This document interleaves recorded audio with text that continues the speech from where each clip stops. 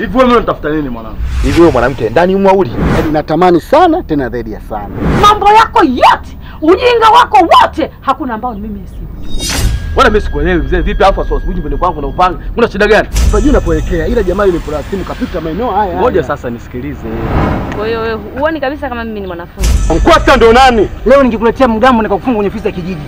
Hapa ni mwanzo wa nikwambia wanavijiji wote nishawaambia. Mimi na imani jukumu langu nimeshalimaliza. Baba kageuka simba, simba, simba karatasi, simba. Sasa mama, mimi na namba za simu wapi na wapi? Pasta unamjua? Kwa hiyo nalizika mwenyewe. Mashaallah. Hebu nichumu wana kidogo. Tulia. Kwa samani. Sasa kama kitu cha kunikata sungi nikata tu, uondoke kunitoa na jicho kabisa. Unajua mwanangu anaishi mazingira ya kumchunga sana dada yake.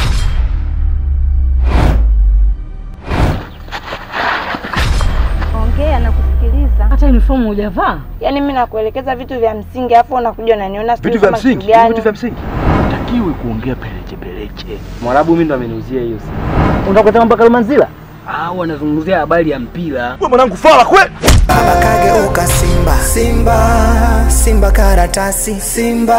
Baba kageuka simba, simba, simba karatasi, simba.